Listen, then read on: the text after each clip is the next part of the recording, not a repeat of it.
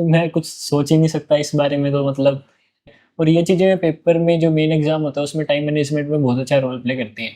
देखो नोट्स मतलब अपने जो, अगर आपको एक अच्छा रैंक लाना है तो आपको एक बहुत अच्छा सा सीक्वेंस फॉलो करना पड़ेगा। कि जीसीआई की वो सबसे खास बात आप क्या बताना चाहेंगे जो आपने सबसे ज़्यादा नोट की है और आपको यूँ लगता है कि वो सबसे ज़्यादा हेल्पफुल रही? जो चीज़ आती है वो होते हैं अप्स एंड डाउन्स। देखो ये तो आएंगे ही आपके, जो कोचिंग में इतने सारे टेस्ट होते हैं, 6 से 7 महीने लगातार टेस्ट सीरीज चली, तो उसमें पॉसिबल ही नहीं है कि आपका एक कांस्टेंट स्कोर आता रहे। जो वेरिएशन है वो तो आते ही है, लेकिन उस कंडीशन में भी आपको अपने कॉन्फिडेंस को लूज नहीं होने देना है।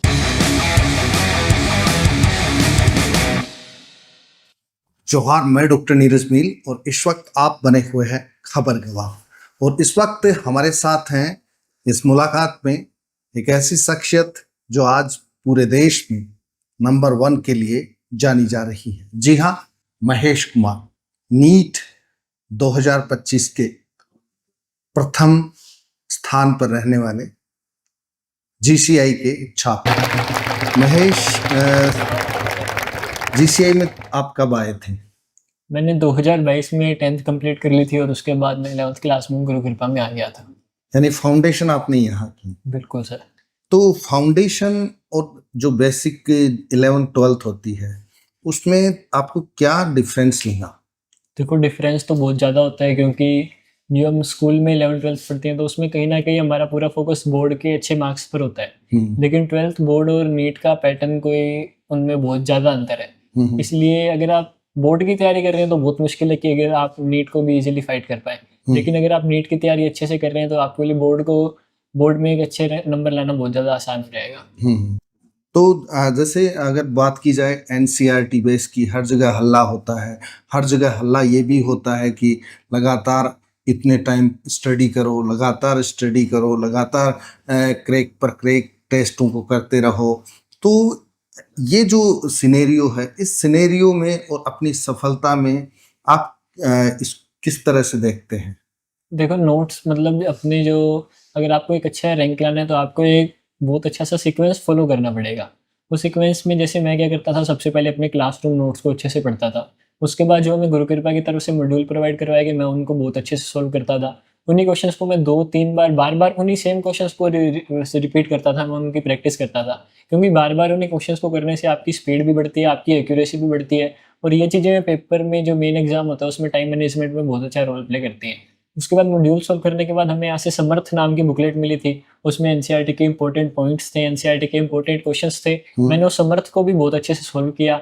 और उसके बाद भी मेरे पास जैसे टाइम बचा तो मैंने अपनी एनसीईआरटी को भी लाइन टू लाइन पढ़ा।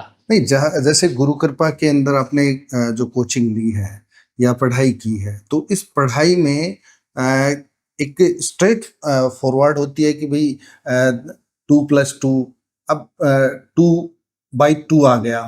तो यहाँ जैसे हो गया कि भाई मल्टीपल का आ गया, तो 2+2 तो 4 हो गया, लेकिन 2/2 भी 4 होता है। लेकिन तो यहाँ 2/2 की जगह 3/3 भी हो सकता है। यानी कि मेरा कहने का मतलब ये है कि सवाल जो है वो किसी भी तरह से फॉर्मेट, उसकी फ्रेमिंग जो है वो हो सकती है। तो फ्रेमिंग को लेकर यहाँ किस तरह का माहौल आपको मिला है और किस तरह आपने इसको देखा है? देखो जैसे नीट 2025 में जो फिजिक्स का पेपर था उसमें बहुत ज्यादा अनसीन क्वेश्चन है। ऐसे ऐसे क्वेश्चन है जो आज से मतलब पिछले कुछ सालों में तो नीट में बिल्कुल पूछे ही नहीं गए हैं। लेकिन वो भी क्वेश्चन मेरे से हो गए, उसका कारण ये था कि मैंने हर तरह के क्वेश्चन प्रैक्टिस कर रखे थे। मैंने अपनी प्रिपरेशन को बहुत अच्छे से किया था। क्योंकि भले ही नीट का पेपर पिछले कुछ सालों से इजी आ रहा था, लेकिन मेरे इंस्टीट्यूट में मेरे को हर तरह की कंडीशन के लिए तैयार किया गया। हमारे जैसे डीटीएस और बोर्ड्स टेस्ट सीरीज होती थी, तो उनमें कभी फिजिक्स का पेपर बहुत ज़्यादा हार्ड आ जाता था, कभी केमिस्ट्री का बहुत ज़्यादा हार्ड आ जाता था और कभी बायो का पेपर बहुत ज़्यादा हार्ड आ जाता था। तो इसके थ्रू भी हमें लास्ट के 2-2.5 महीने में ही हमें 6,500 क्वेश्चन कोचिंग की तरफ से प्रोवाइड करवा दिए गए। तो इतने क्वेश्चन करने के बाद कोई अनसीन क्वेश्चन, कोई नए तरह का कंसेप्ट रह ही नहीं जाता है। मैंने मॉड्यूल सॉल्व किए, समर्थ सॉल्व किए, लास्ट में डीटीएस और बोर्ड्स के थ्रू जो सारे आपने कोई ऐसा सवाल छोड़ा नहीं जो प्रोबेबली नहीं होता हो। बहरहाल एक सवाल हम यहाँ ये करना चाहेंगे, हमने सुना था कि आपको चिकन पॉक्स हुआ, आप बीमार भी हुए। तो इस दौरान जो आपको लॉस हुआ या समय का जो अभाव आपके पास रहा, उस वक्त में आपने अपने आप को किस तरह से तैयार रखा? जैसे मेरे को चिकन पॉक्स हुआ था तब मैं 10-15 दिन अपने घर पे जाकर आया। तो उस दौरान मेरे गोट्स टेस्ट सीरीज चल रही थी और बीच में कुछ क्लासेस भी लगी थी, तो वो मेरा सिलेबस रह गया था। अब ऐसे में 15 दिन बहुत ज़्यादा बड़ा टाइम होता है और उस गैप को कवर करने में भी बहुत ज़्यादा मेहनत लगती है। लेकिन मुझे कभी दिक्कत आई नहीं। मैंने अपने मेंटर सर को बताया कि सर मेरे इन टॉपिक्स की क्लासें रह गई है, तो सर ने वो मेरे को टॉपिक्स पर्सनली पढ़वा दिए डाउट काउंटर्स पर जाके। सर ने मेरे को कह दिया कि इस टॉपिक की क्लास यहाँ पे ले सकता है तो उसके लिए मेरे को कोचिंग से पूरा सपोर्ट किया गया। अच्छा, अभी जैसे मान लो कि जो पेपर आया है, इस तरह का दूसरा पेपर आपको दे दिया जाए तो? देखो, अगर आपने हर तरह की क्वेश्चन प्रैक्टिस कर रखी है, हर तरह का आपने अपने नोट्स को अच्छे से कर रखा है, मॉड्यूल, समर्थ, एनसीईआरटी हर चीज़ को आपने अच्छे से कर रखा है, तो चाहे कैसा भी पेपर आए आपका सिलेक्शन कंफर्म है, आपकी एक बहुत अच्छी सी रैंक कंफर्म है। जी, एक सवाल हम ये करना चाहेंगे कि जीसीआई की वो सबसे खास बात आप क्या बताना चाहेंगे जो आपने सबसे ज़्यादा नोट की है और आपको यूँ लगता है कि वो सबसे ज़्यादा हेल्पफुल रही? सबसे ज़्यादा हेल्पफुल मेरे को रही यहाँ की टेस्ट सीरीज़। जैसे 12th में हमारा सिलेबस जो नीट 2024 में मेरी पेपर देने की एज तो नहीं थी, लेकिन मैं फाउंडेशन बैच में था, तो नीट 2024 के पेपर से 6 से 7 महीने पहले हमारा सिलेबस कंप्लीट हो गया था और उस 6-7 महीने में रेगुलर टेस्ट सीरीज़ लगी। तो 6 से 7 महीने में इतने सारे क्वेश्चंस मैंने देख लिए। टेस्ट सीरीज़ के थ्रू हर तरह का क्वेश्चन हमें प्रोवाइड करवा दिया गया। उसके बाद मैं रिपीटर बैच में था, लास्ट के 2 ढाई महीने में 6500 क्वेश्चंस का जो बैंक हमें प्रोवाइड करवाया गया गोट्स और डीटीएस के थ्रू। तो इतना कुछ कर लेने के बाद आपके पास ऐसा कुछ रह ही नहीं जाता जो आपको नहीं आता। हर तरह की पॉसिबिलिटी के लिए आप अच्छे से रेडी होते हैं। अच्छा, जो आपके जूनियर्स हैं वो आपकी सफलता को एक अलग मोटिवेशन के रूप में भी देख रहे हैं, एक अलग तरीके से भी देख रहे हैं। अलग तरीके का सेंस यहाँ ये है कि अ, वो किस तरह से पढ़ते थे वो आपको फॉलो भी करेंगे, तो आप क्या सजेशन यहाँ देंगे? देखिए, पहले मैंने जो सीक्वेंस बताया, नोट्स, उसके बाद क्वेश्चन प्रैक्टिस, समर्थ और उसके बाद अपनी एनसीईआरटी, इस सीक्वेंस को आपको फॉलो करना है। उसके बाद जो चीज़ आती है वो होते हैं अप्स एंड डाउन्स। देखो, ये तो आएंगे ही आपके, जो कोचिंग में इतने सारे टेस्ट होते हैं, 6 से 7 महीने लगातार टेस्ट सीरीज चली, तो उसमें पॉसिबल ही नहीं है कि आपका एक कांस्टेंट स्कोर आता रहे। जो वेरिएशन है वो तो आते ही है, लेकिन उस कंडीशन में भी आपको अपने कॉन्फिडेंस को लूज नहीं होने देना है। क्या आपका भी वेरिएशन आया था कि लोएस्ट आप चले गए थे, ऐसा कोई आया था? बिल्कुल आया था, क्योंकि जब हमारे गोट्स मतलब डीटीएस 1 के नाम से टेस्ट सीरीज चली गोट्स, उसमें मेरे कुछ क्वेश्चन बहुत ज़्यादा खराब हो गए थे और मेरी रैंक इवन 200-250 के करीब आ गई थी। 22,000 बच्चों में 200-250 रैंक आने वाला, मैं कैसे एक्सपेक्ट कर सकता था कि 22 लाख बच्चों में मेरी फर्स्ट रैंक आएगी। लेकिन उस कंडीशन में भी मैंने अपना हौसला नहीं हारा। मैंने अपने मेंटर सर से बात की, Budhania sir, Yogendra sir, Rajesh Kuleri sir, इन सबसे बात की और अपने पेरेंट्स से बात की। तो इन्होंने कहीं ना कहीं मेरे को कहा कि अपने मार्क्स के बेस पे अपने आप को जज मत करो, आपको अपने आप को जज करना है तो वो करो अपनी मेहनत के बेस पे।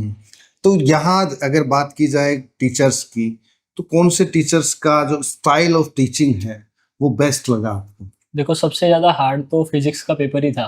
तो फिजिक्स में मैं बताना चाहूँ, जैसे मैंने 11th क्लास में यहाँ पे एडमिशन लिया तो मुझे मिली मिश्रा सर की गाइडेंस, नितेश मिश्रा सर। उन्होंने बहुत हार्ड तरह के क्वेश्चन करवाए। उन्होंने हर तरह के मतलब जेई के क्वेश्चन वो हमें करवा रहे हैं। पेपर नीट का पेपर उन सालों तो ईजी आ रहा था, लेकिन फिर भी वो किसी तरह की पॉसिबिलिटी को छोड़ना नहीं चाहते थे। उन्होंने बहुत सारे तरह के क्वेश्चन प्रैक्टिस करवाए। अगले साल मुझे मिली नीरज सर की गाइडेंस।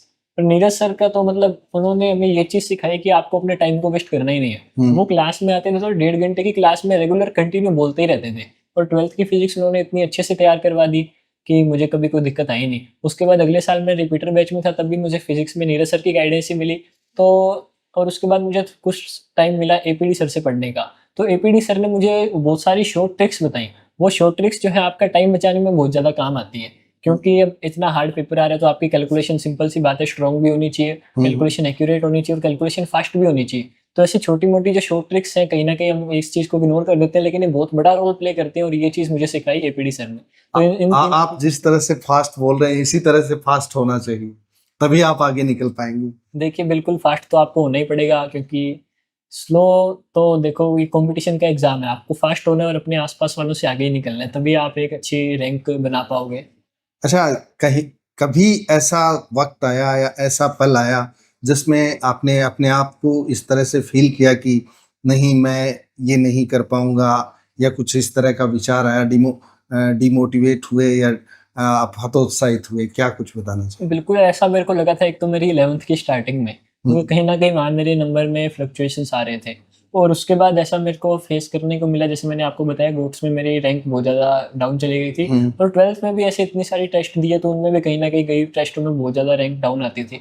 तो अगर मतलब आपकी परफॉर्मेंस अच्छी नहीं भी चल रही है तो कोचिंग के टेस्ट्स में तो आपको वो मैटर ही नहीं करता। मैटर तो ये करता है ना कि आपका नीट में क्या स्कोर होता है। इसलिए मैं बस, अगर मेरा कम स्कोर आता था तो मैं अपनी गलतियों पर काम करता था, हर पेपर से मैं कुछ ना कुछ सीखने की कोशिश करता था।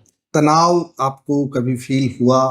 अगर हुआ तो उस वक्त आप अपने आप को कैसे तैयार किया था? तो 3 साल की मैंने स्टडी की, तो तनाव आना तो सिंपल सी बात है, कभी ना कभी तो तनाव आएगा। कभी कोचिंग में कोई इशू हो गया, जैसे कभी हॉस्टल में कोई इशू आ गया, तो तनाव तो आना ही आना है। तो उसको टैकल कैसे करना है, उसके लिए मैं अपने हर छोटी से छोटी चीज़ अपने घर पे शेयर करता था, अपने मेंटर से शेयर करता था, अपने टीचर्स की भी मैं गाइडेंस लेता रहता था। कोई भी मेरे को छोटी से छोटी प्रॉब्लम भी आ रही है तो मैं अपने टीचर से डिस्कस करता था कि सर मैं क्या करूँ, और सर ने मेरे को बहुत अच्छे से गाइड किया। 2 सवाल हम और करेंगे अंत में। पहला सवाल ये कि तनाव के वक्त आपके जो पेरेंट्स हैं उनका क्या रोल रहा? इन शॉर्ट आप क्या बताना चाहेंगे? पेरेंट्स ने तो मेरे को कभी प्रेशराइज़ किया ही नहीं। देखो, तनाव तभी आएगा जब पढ़ाई जो है डिस्टर्ब हो रही होगी, जब आपके नंबर कम आ रहे होंगे। तनाव तो तभी आता है प्रिपरेशन करने में, नंबर अच्छे आ रहे हैं तो क्यों तनाव आएगा। और उस कंडीशन में भी पेरेंट्स ने मेरे को अच्छे से सपोर्ट किया। तो उन्होंने कभी मेरे को प्रेशराइज़ किया ही नहीं ज़्यादा नंबर लाने के लिए। उन्होंने बस इतना कहा कि मेहनत करते रहो, आपको फल अपने आप मिल जाएगा, अपनी मेहनत में कोई कमी मत छोड़ो, अपनी गलतियों से सीखते रहो। जी, एक अंतिम सवाल आपसे जानना चाहेंगे कि अगर जीसीआई नहीं होती और आप तैयारी कर रहे होते तो आपका ये सफर, आपको अगर अजम्पशन करें हम, तो किस तरह का दिखाई दे रहा है? क्या बताना चाहेंगे? तो मैं कुछ सोच ही नहीं सकता इस बारे में। तो मतलब जो 10वीं करके, मैं 10वीं में मेरा बहुत अच्छा स्कोर था 97.17% का। लेकिन जब मैंने यहाँ पे एडमिशन लिया तो मैं देख रहा हूँ, मैं बहुत खुश हुआ। मेरे को ऐसे गांव में मैंने अपने टॉप किया था, तो मुझे ऐसा लग रहा था कि मैं टॉपर हूँ। लेकिन जब मैं यहाँ आया, मैंने देखा एक क्लास में 100 बच्चे हैं, सभी 95 प्लस है। तब पता चला कि कंपटीशन क्या होता है। तो ये कंपटीशन भी बहुत ज़्यादा जरूरी होता है। एक हेल्दी कंपटीशन मेरे को मिला गुरु कृपा करियर इंस्टीट्यूट में, प्रॉपर गाइडेंस मिली मेरे को गुरु कृपा करियर इंस्टीट्यूट में। अंत में मैं बस यही कहना चाहूँगा कि इस इंस्टीट्यूट के बिना शायद आज मैं यहाँ नहीं होता, और मेरी गुरु कृपा मेरी पहचान। जी, आपने समय दिया इसके लिए बहुत बहुत शुक्रिया। और आप एमबीबीएस करें और गरीब और असहाय की सहायता करें, उनको अच्छा स्वास्थ्य लाभ दिलाएं, हम ऐसी कामना करते हैं। आपने समय दिया इसके लिए एक बार पुनः आपका बहुत बहुत शुक्रिया। आप कहीं मत जाइए, बने रहें जनता के मुद्दों पर उलगुलान के लिए खबर गवाह पर। ये थे all India topper Mahesh Kumar, जो हनुमानगढ़ से हैं। जोहार।